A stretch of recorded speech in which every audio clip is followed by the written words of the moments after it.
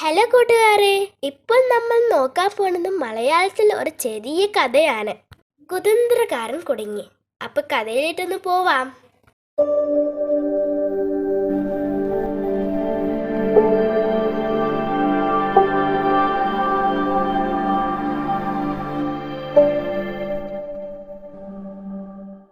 മഹാസൂത്രക്കാരനാണ് കുട്ടിക്കുറുക്കൻ. ഒരു ദിവസം അവൻ കാട്ടിലൂടെ ഇരയും തേടി നടക്കുകയായിരുന്നു.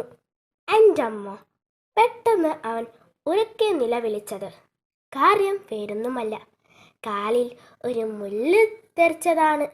കുട്ടിക്കുറുക്കൻ വലിയ വായിലെ നിലവിളിച്ചു കൊണ്ട് നടന്നു. ഒരു വിധത്തിൽ നടന്ന് അവൻ റോട്ടിലെത്തി.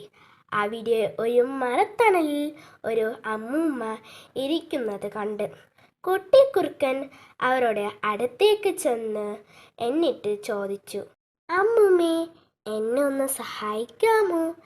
എൻ്റെ കാലിൽ ഒരു മുള്ള് തെറിച്ചിരിക്കുന്നു, അതൊന്ന് എടുത്തു കളയാമോ?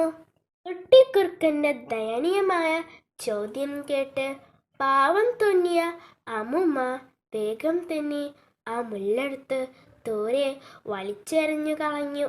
മുള്ളെടുത്ത് കഴിഞ്ഞതും കുട്ടിക്കുറുക്കൻ്റെ സ്വഭാവം മാറി. നിങ്ങൾ എന്തിനാണ് എൻ്റെ വലിച്ചെറിഞ്ഞത്? കാലിൽ നിന്നെടുത്ത മുള്ള്, ആ മുള്ളുകൊണ്ട് എന്തു കാര്യമാവുന്നത്? അവർ പറഞ്ഞു. എനിക്കതുകൊണ്ട് ഒരു അത്യാവശ്യമുണ്ടായിരുന്നു. എൻ്റെ കാലിലെ മുള്ളെന്തിനാ എന്നോട് ചോദിക്കാതെ എടുത്തു കളഞ്ഞത്? കുട്ടിക്കുറുക്കൻ അതും ചോദിച്ചു ഉറക്കെ കരയാനും തുടങ്ങി. അമ്മുമ്മ എന്തു പറഞ്ഞിട്ടും കുട്ടിക്കുറുക്കൻ കൂട്ടാക്കില്ല. എൻ്റെ മുള്ള തന്നില്ലെങ്കിൽ നിങ്ങളെ ഞാൻ വിടില്ല, അവൻ പറഞ്ഞു. ശരി, നിനക്ക് ഞാൻ വേറൊരു മുല്ലെടുത്തു തരാം, അമ്മുമ്മ പറഞ്ഞു. അതൊന്നും പറ്റില്ല, എനിക്കെൻ്റെ കാലിൽ നിന്നെടുത്ത മുല്ല് തന്നെ വേണം, കുട്ടിക്കുറുക്കൻ വാശി പിടിച്ചു. എന്നാൽ പിന്നെ മുള്ളിന് പകരം ഞാനൊരു മുട്ട തരാം, അമ്മുമ്മ പറഞ്ഞു. അത് കുട്ടിക്കുറുക്കൻ സമ്മതിച്ചു. ആ മുട്ടയും വാങ്ങി അവൻ അടുത്തുള്ള ഗ്രാമത്തിലെത്തി. ആദ്യം കണ്ട് ഒരു വീടിൻ്റെ വാതിൽ മുട്ടി. പുറത്തെറിഞ്ഞ് ഗ്രഹനാഥനോട് അവൻ ചോദിച്ചു, പുറത്ത് നല്ല തണുപ്പ്, ഇന്ന് രാത്രി ഞാൻ ഇവിടെ ഒന്ന് കിടന്നോട്ടെ? കുട്ടിക്കുറുക്കൻ്റെ നിഷ്കളങ്കത്തോടെയുള്ള ചോദ്യം കേട്ട് ഗ്രഹനാഥൻ പാവം തോന്നി സമ്മതിച്ചു. വീട്ടിനകത്ത് കിടക്കുന്ന കുട്ടിക്കുറുക്കൻ ഗ്രഹനാഥനോട് ചോദിച്ചു, എൻ്റെ കയ്യിലെ മുട്ട ഞാനത് എവിടെയാണ് വെക്കുക? ഗ്രഹനാഥൻ അവനോട് മുട്ട ഒരു പാത്രത്തിൽ വെച്ച് കൊല്ലാൻ പറഞ്ഞു. എല്ലാവരും ഉറങ്ങാൻ കിടന്നു. വീട്ടിലെല്ലാവരും ഉറങ്ങിയെന്ന് ഉറപ്പായതും കുട്ടിക്കുറുക്കൻ ആരും കാണാതെ മുട്ടയെടുത്തു കുടിച്ചു. കുട്ടിക്കുറുക്കൻ്റെ നിലവിളി കേട്ടാണ് വീട്ടുകാർ ഉറക്കമുണർന്നത്. അയ്യോ, എൻ്റെ മുട്ട ആരോ എടുത്തു കുടിച്ചു കളഞ്ഞു, എനിക്കെൻ്റെ മുട്ട വേണം. ഗ്രഹനാഥൻ അവന് വേറൊരു മുട്ട കൊടുത്തു. അയ്യോ, എനിക്കെൻ്റെ മുട്ട തന്നെ വേണം, അതൊരു നല്ല മുട്ടയായിരുന്നു, എനിക്കത് തന്നെ വേണം. കുറുക്കൻ ശാഠ്യം പിടിച്ചു. വീട്ടുകാർ എന്തു ചെയ്യാനാണ്? ഒടുവിൽ മുട്ടയ്ക്ക് പകരം ഒരു കോഴി തന്നെ കൊടുക്കാമെന്ന് കുട്ടിക്കുറുക്കൻ കരച്ചിൽ നിർത്തിയത് പറഞ്ഞപ്പോഴാണ്. അവിടെ നിന്നും കിട്ടിയ കോഴിയുമായി കുട്ടിക്കുറുക്കൻ അന്ന് വൈകുന്നേരം മറ്റൊരു ഗ്രാമത്തിലെത്തി. അവിടെയും ആദ്യം കണ്ട വീട്ടിലെത്തി രാത്രി കിടന്നുറങ്ങുന്നതിന് അനുവാദം ചോദിച്ചു. കുട്ടിക്കുറുക്കനെ കണ്ടാൽ ആർക്കും പാവം തോന്നുമല്ലോ. ആ വീട്ടുകാരി അവൻ സമ്മതം നൽകി. കൂട്ടുകാരെ, ഇതുവരെ കേട്ട ഭാഗം ഇഷ്ടപ്പെട്ടോ? ഇഷ്ടപ്പെട്ടോ ലൈക്ക് ചെയ്യണം, പിന്നെ സബ്സ്ക്രൈബ് ചെയ്യാൻ മറക്കല്ലേ. ഈ കോഴിയെ ഞാൻ എവിടെ സൂക്ഷിക്കും? ആ സ്ത്രീയോട് കുട്ടിക്കുറുക്കൻ ചോദിച്ചു. അവർ തൻ്റെ ആട്ടിൻകൂട്ടിൽ കോഴിയെ സൂക്ഷിക്കുന്നതിന് അനുവാദം നൽകി. പിന്നെന്താണ് ഉണ്ടായിരുന്നത് അറിയാമല്ലോ. രാത്രി തന്ത്രത്തിൽ പുറത്തെറിഞ്ഞ കുറുക്കൻ കോഴിയെ അകത്താക്കി. പപ്പും പുടയും കുറച്ച പുരം കൊണ്ടിട്ടു. പതിവ് പോലെ കുട്ടിക്കുറുക്കൻ വീട്ടുകാരിയോട് പറഞ്ഞു. അതിരാവിലെ ഉണർന്ന, നിങ്ങൾ ചെയ്തു തന്ന ഉപകാരത്തിന് വളരെ നന്ദിയുണ്ട്. ഇനി എൻ്റെ കോഴിയെ എടുത്തു തന്നാൽ എനിക്കും പോവാമായിരുന്നു. ആ സ്ത്രീ ആട്ടിൻകൂട്ടിൽ ചെന്ന് നോക്കിയപ്പോൾ കോഴിയില്ല. അവർ ചുറ്റും നോക്കിയപ്പോൾ കോഴിയുടെ പപ്പും പുടയും കിടക്കുന്നത് കണ്ടു. അപ്പോഴത്തേക്കും അവിടെ എത്തിയ കുട്ടിക്കുറുക്കൻ വലിയ വായില നിലവിളിക്കാൻ തുടങ്ങി. അയ്യോ, എൻ്റെ കോഴിയെ എല്ലാവരും പിടിച്ചു തിന്ന്. എന്തിനാണ് ഞാൻ പറയുന്നത്? അവിടെ നിന്നും ഒരു ആട്ടിൻകുട്ടിയെ തരപ്പെടുത്തിയാണ് ആ സൂത്രക്കാരൻ മടങ്ങിയത്.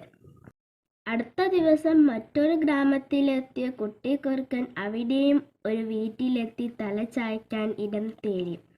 കുട്ടിക്കുറുക്കൻ ആ വീട്ടുകാരനോട് തൻ്റെ ആട്ടിൻകുട്ടിയെ കിടക്കാൻ ഉള്ള സ്ഥലം ചോദിച്ചു.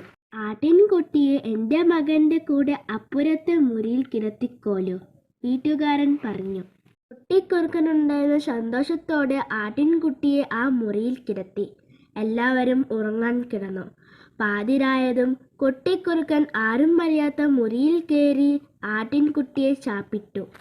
നേരം വെളുത്തതും ഉണർന്നെണീറ്റ് കുട്ടിക്കുറുക്കൻ തൻ്റെ സ്ഥിരം സൂത്രം പ്രയോഗിച്ചു. നഷ്ടപ്പെട്ട ആട്ടിൻകുട്ടിക്ക് പകരം ഒരാടിനെ നൽകാമെന്ന് പറഞ്ഞിട്ടും അവൻ വഴങ്ങിയില്ല. എനിക്കെൻ്റെ ആട്ടിൻകുട്ടി തന്നെ വേണം, അതില്ലെങ്കിൽ പിന്നെ നിങ്ങളുടെ മകനെ തന്നാൽ മതി. കുട്ടിക്കുറുക്കൻ തൻ്റെ ആവശ്യം ഉന്നയിച്ചു. അത് വീട്ടുകാരന് സമ്മതമായില്ല. ആട്ടിൻകുട്ടിന് പകരമായി സ്വന്തം മകനെ കൊടുക്കണോ? എന്നാൽ ക്രൂരനായ കുട്ടിക്കുറുക്കൻ വിട്ടുകൊടുക്കാൻ തയ്യാറായില്ല. നിങ്ങൾ എല്ലാവരും കൂടി എൻ്റെ ആട്ടിൻകുട്ടിയെ കൊന്നതല്ലേ, പകരം നിങ്ങളുടെ മകനെ തന്നാലേ മതിയാകൂ, അവൻ വാശി പിടിച്ചു. കുട്ടിക്കുറുക്കൻ ഒരു വിധത്തിലും സമ്മതിക്കില്ല എന്ന് കണ്ടപ്പോൾ വീട്ടുകാരൻ ഒടുവിൽ സമ്മതിച്ചു. അയാൾ പറഞ്ഞു, ശരി, നിനക്ക് ഞാൻ എൻ്റെ മകനെ തന്നേക്കാം. നീ ഇവിടെ നിൽക്കൂ, ഞാൻ അവനെ ഒരു ചാക്കിലാക്കി ഇപ്പോൾ കൊണ്ടുവന്നു തരാം. കുട്ടിക്കുറുക്കൻ കൊതിയോടെ തലയാട്ടി. അല്പസമയത്തിനുള്ളിൽ വീട്ടുകാരൻ തിരിച്ചെത്തി വലിയൊരു ചാക്കും കെട്ടുമായി. ഇതാ നീ ആവശ്യപ്പെട്ട പോലെ എൻ്റെ മകനെ തന്നെ നിനക്കു ഞാൻ തരുന്നു, കൊണ്ടുപോയിക്കോലോ. പക്ഷെ ദുഷ്ടനായ നീ ഒന്ന് ഓർത്തോ, നിനക്ക് തക്കതായ പ്രതിഫലം ഉടനെ കിട്ടും. കുട്ടിക്കുറുക്കൻ അതൊന്നും ചെവിൽ കൊല്ലാത്ത ആ ചാക്കും കെട്ട് തലയിൽ കയറ്റി പുറപ്പെട്ടു. ആരുമില്ലാത്ത ഒരിടത്തിലെത്തിയപ്പോൾ അവൻ ചാക്കും കെട്ട് താഴ്ത്തി വെച്ച് അത് അഴിക്കാൻ തുടങ്ങി. കുട്ടി ശാപിടുന്ന കാര്യം ആർത്തത്തിൽ കണ്ട് വായിൽ നിന്നും വെള്ളം വന്നു. ചാക്ക് അയച്ചു തീർന്നില്ല. അതിനു മുൻപേ ചാക്കിനുള്ളിൽ തുക്കത്ത് തന്നെ ഒരു കടി. എൻ്റെ അമ്മ! കുട്ടിക്കുറുക്കൻ കണ്ണിൽ നിന്ന് പൊന്നിച്ചു പറഞ്ഞു. ഒരു ജീവനും കൊണ്ടോടി. പിന്നിലെ തന്നെ നായയും. എങ്ങനെയൊക്കെയോ ഒരു വിധത്തിലാണ് കുട്ടിക്കുറുക്കൻ രക്ഷപ്പെട്ടത്. കയ്യിലും കായലും പൊട്ടി ആവശ്യനാണ് അവൻ തൻ്റെ വീട്ടിലെത്തിയത്. ഏതായാലും അതോടുകൂടി കുട്ടിക്കുറുക്കൻ തൻ്റെ കുതർന്നമെല്ലാം നിർത്തി മര്യാദക്കാരനായി. അല്ലെങ്കിലും ചിലർ ഇങ്ങനെ തന്നെയാണ്, കിട്ടേണ്ടത് കിട്ടിയാലും നന്നാവുകയുള്ളൂ. അപ്പോൾ ഈ കഥ നിങ്ങൾക്ക് ഇഷ്ടപ്പെട്ടോ? ഇഷ്ടപ്പെട്ടാൽ ലൈക്കും സബ്സ്ക്രൈബ്. ബൈ.